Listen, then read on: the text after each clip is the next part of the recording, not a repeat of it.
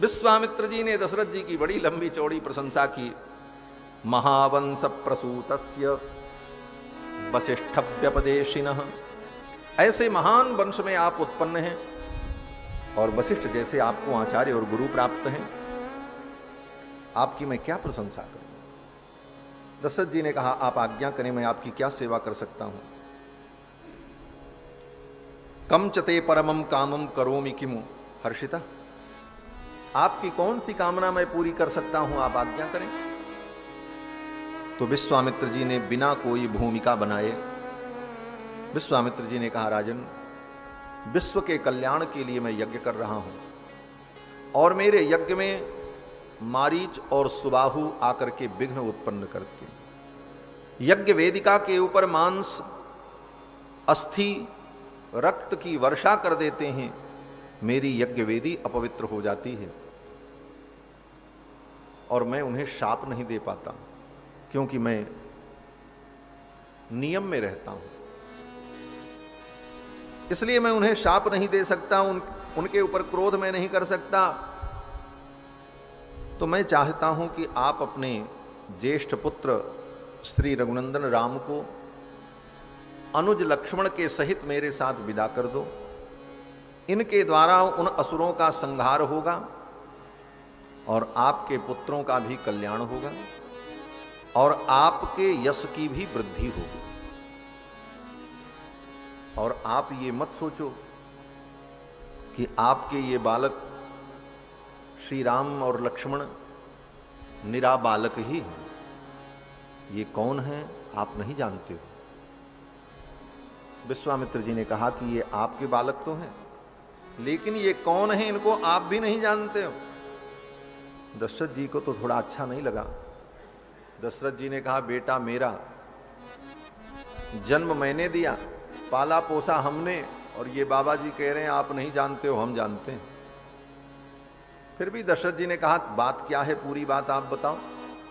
तो विश्वामित्र जी ने कहा कि भले ये आपके पुत्र हैं, आपने इनको पाला है, आप इनके पिता हैं, लेकिन ये कौन है इनको आप ठीक ठीक नहीं जानते हैं, इनको तो मैं जानता हूं। विश्वामित्र जी कहते हैं, अहम वेद्मि महात्मानम रामम सत्य पराक्रमम, इनको मैं जानता हूं ये कौन है, और केवल मैं ही नहीं जानता, और भी कुछ लोग हैं इनको जानने वाले। दशरथ जी ने कहा, और कौन है। तो विश्वामित्र जी ने वशिष्ठ जी की ओर इशारा किया। वशिष्ठोपि महातेजा, आपके दरबार में ये वशिष्ठ जी जो बैठे हैं ये भी जानते हैं कि ये कौन है, और भी लोग जानते हैं। और लोग कौन हैं, बोले ये चेमे तपसि स्थिताः, ये जितने तपस्वी बैठे हैं आपके दरबार में, जाबाली, मार्कंडेय, असित, व्यास, देवल, कात्यायन, ये बड़े बड़े महामनीषी जो आपकी सभा में बैठे हैं, ये लोग जानते हैं ये कौन है। अहम वेद्मि महात्मानम रामम सत्य पराक्रमम वशिष्ठोपि महातेजा ये चेमे तपसि स्थिताः, इनको तो हम जानते हैं। इसलिए हे राजन, आप चिंता छोड़ करके इनको मेरे साथ विदा कर दो। इत्येवमुक्त्वा धर्मात्मा धर्मार्थ सहितं वचः बिरराम महातेजा विश्वामित्रो महामुनि। इतना कह करके विश्वामित्र जी चुप हो गए। लेकिन इतना सुनते ही श्री दशरथ जी महाराज तो व्याकुल, मेरे बेटे को लेने आए हैं, अगर मैं इनको मना कर दूं कि नहीं दूंगा तो ये नाराज हो जाएंगे और शाप दे देंगे, मेरा सर्वस्व नष्ट हो जाएगा, और अगर दे देता हूं ये मेरे रघुनंदन को ले जाएंगे तो मेरा जीवन समाप्त हो जाएगा रघुनंदन के बिना, और मेरे समाप्त होने पर मेरा राज्य सब कुछ समाप्त हो जाएगा। ऐसी स्थिति का चिंतन करके दशरथ जी महाराज अत्यंत व्याकुल हो गए। मुनि वचनम तदतीव सुश्रुमान, मुनि के वचन को सुनकर व्यथित मनाह प्रचचाल चासना, अत्यंत व्यथित मना होकर दशरथ जी महाराज अपने आसन से उठ करके खड़े हुए, लेकिन खड़े होते ही उनको मूर्छा आ गई, मूर्छित हुए। भगवान श्री रघुनंदन के भावी वियोग की कल्पना करके मूर्छा प्राप्त हो। फिर तो कुछ देर बाद उन्हें चेतना आई। मुहूर्तमिव निस्संज्ञः संज्ञावान इदमब्रवीत। महर्षि वाल्मीकि कहते हैं एक मुहूर्त तक दशरथ जी महाराज मूर्छित रहे। बाद में उन्हें संज्ञा आई, चेतना आई, तो विश्वामित्र जी से दशरथ जी ने कहा कि हे मुनिवर, आप मेरा सब कुछ ले लो, राज्य ले लो, धन ले लो, सेना ले लो, लेकिन मेरे राम को मत ले जाओ। आपको आपके यज्ञ की रक्षा चाहिए, मैं चलूंगा आपके यज्ञ की रक्षा के लिए सेना लेकर के, मैं तब तक युद्ध करूंगा जब तक मेरा जीवन रहेगा, लेकिन मेरे राम को मत ले जाओ। मैं राम को नहीं दे सकता। मैं अपना प्राण दे दूंगा, अपना धन दे दूंगा, अपना सर्वस्व दे दूंगा, मैं अपने राम को नहीं दे सकता। दशरथ जी महाराज ने सीधे सीधे जवाब दे दिया, राघव को मैं न दूंगा मुनिनाथ मरते मरते। मैं मर जाऊंगा लेकिन अपने राम को नहीं दे सकता। दशरथ जी ने जब इस प्रकार कहा तो विश्वामित्र जी नाराज नहीं हुए। गोस्वामी तुलसीदास जी कहते हैं विश्वामित्र जी भीतर से प्रसन्न हुए। कहे नभ गिरा प्रेम रस सानी, सुनि नृप गिरा प्रेम रस सानी। हृदय हरस माना मुनि ज्ञानी, हृदय हरस माना मुनि ज्ञानी, हृदय हरस माना मुनि ज्ञानी, हृदय हरस माना मुनि ज्ञानी। सुनि नृप गिरा प्रेम रस सानी, सुनि नृप गिरा प्रेम रस सानी, सुनि नृप गिरा प्रेम। सुन नृप गिरा प्रेम रस सानी। प्रेम रस से सनी हुई वाणी को सुनकर हृदय हरस माना मुनि ज्ञानी।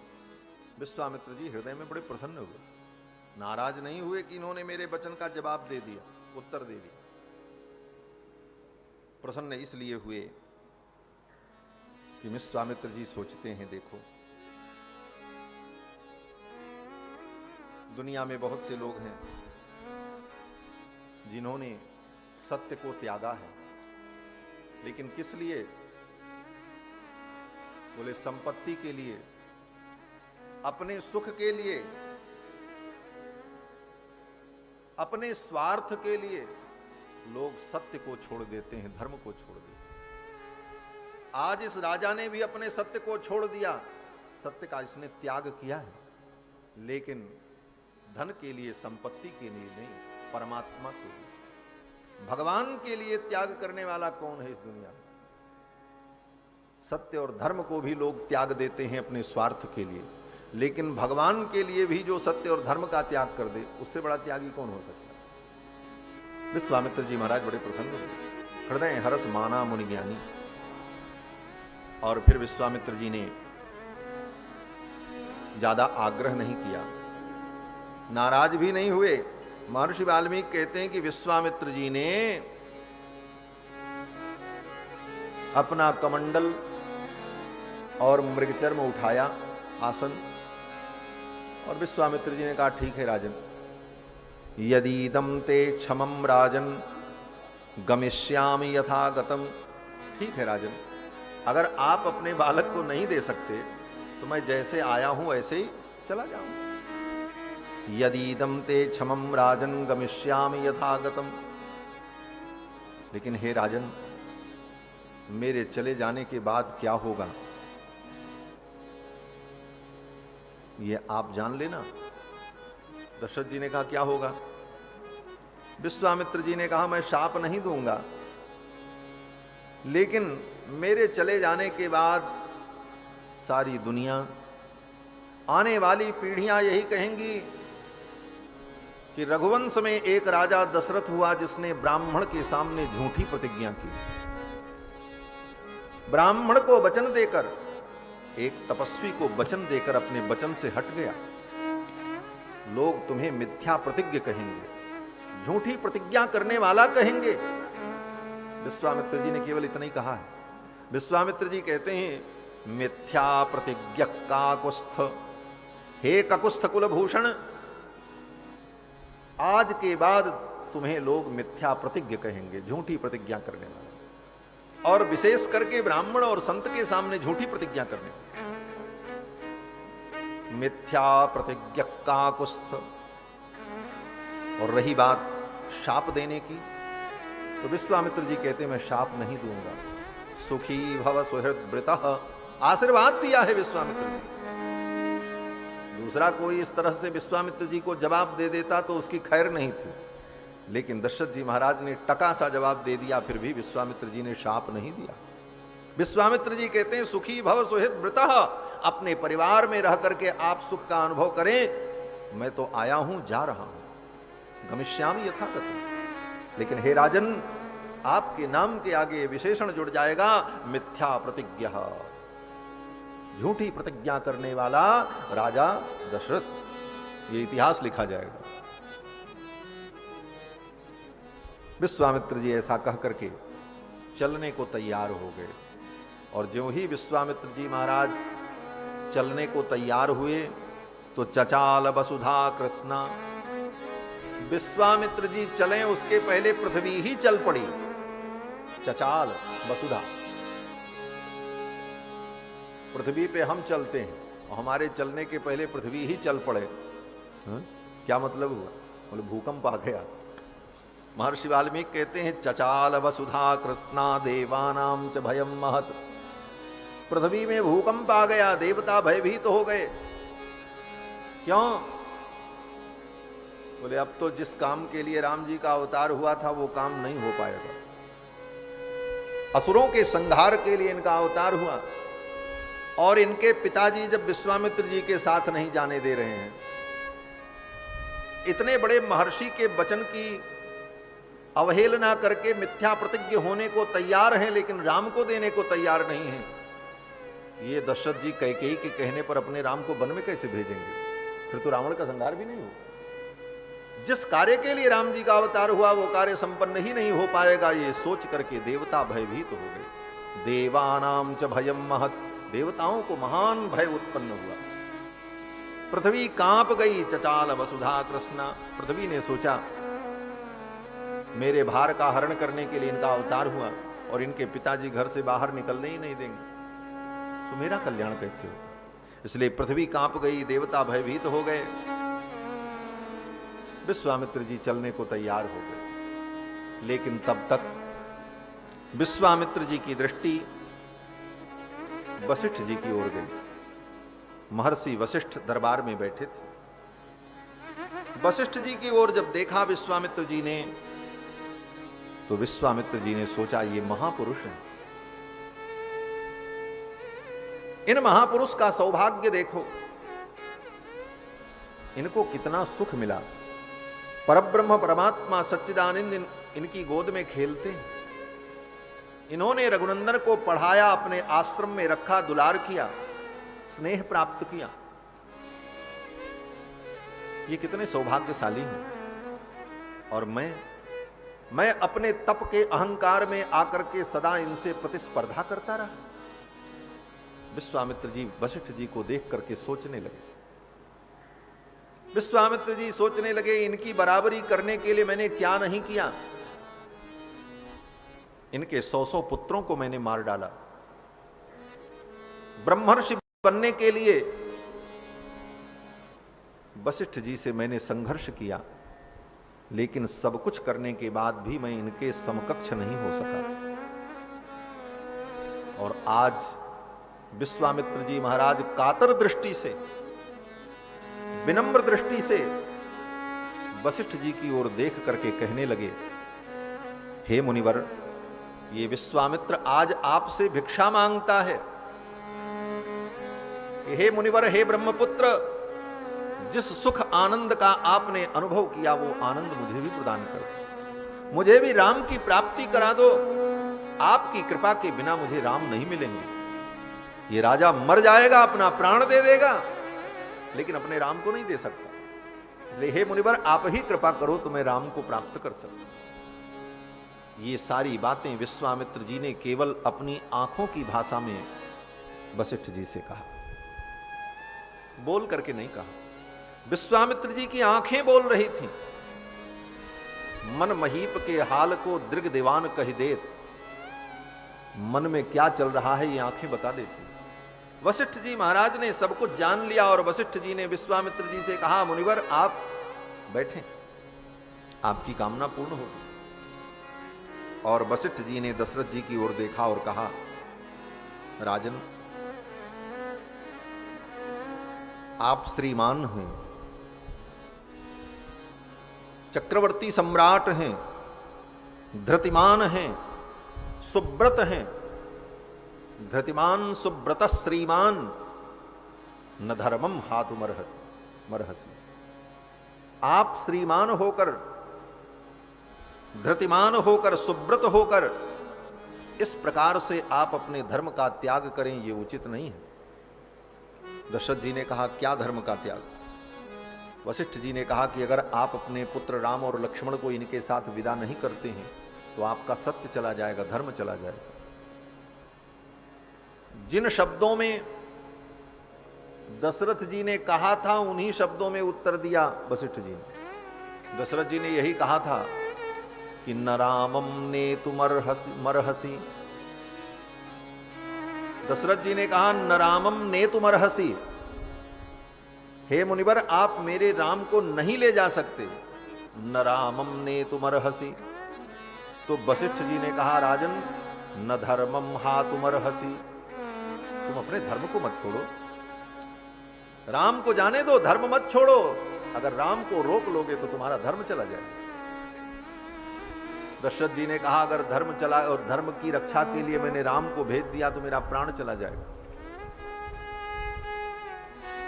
तो वशिष्ठ जी ने कहा, राजन अगर तुम्हारा धर्म चला गया तो राम जी भी चले जाएंगे। ये राम तुम्हारे पास क्यों हैं? क्योंकि तुम्हारे जीवन में धर्म है, तुम्हारे जीवन में सत्य है, तुम्हारे जीवन में व्रत है, तुम्हारे जीवन में निष्ठा है। जिस दिन तुम्हारी सत्य की निष्ठा समाप्त हो जाएगी उस दिन ये सत्यनारायण भी तुम्हें छोड़ के चले जाएंगे। अगर सत्य नहीं रहा तो राम भी तुम्हारे पास नहीं रहेंगे, इसलिए तुम सत्य को बचा लो।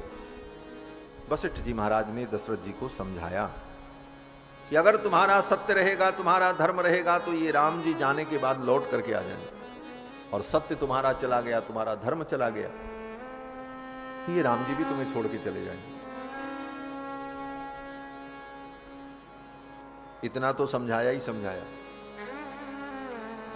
लेकिन फिर हमारे अयोध्या के संत कहते हैं कि इसके बाद भी जब दशरथ जी अपने पुत्र राम को देने को तैयार नहीं हुए, तब वशिष्ठ जी ने दशरथ जी को एक किनारे बुलाया, बोले इधर आओ। एकांत में ले जाकर के कुछ मंत्रणा की, कान में कहा। क्या कहा?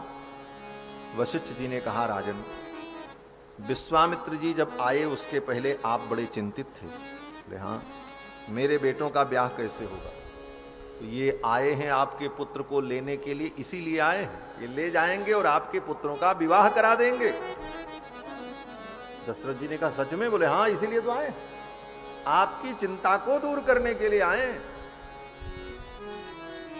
आप ये मत सोचो कि विश्वामित्र जी कमजोर हैं। अरे उन राक्षसों का संहार करने में विश्वामित्र जी स्वयं समर्थ हैं।